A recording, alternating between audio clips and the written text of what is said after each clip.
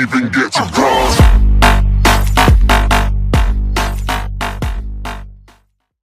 So hello everyone, welcome back to another video.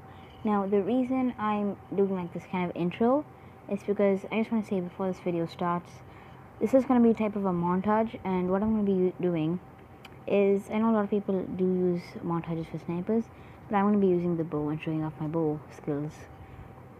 And so every time I do get a headshot or a really cool kill, I will skip it to that. So it's only going to be like 5-10 minutes. So yeah. Now you might hear me talk sometimes, but I'll do my best not to talk.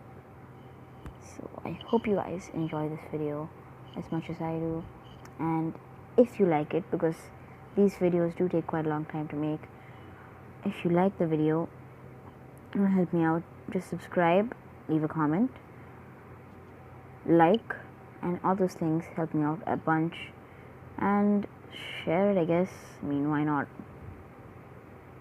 So I want to leave you guys to the actual video now.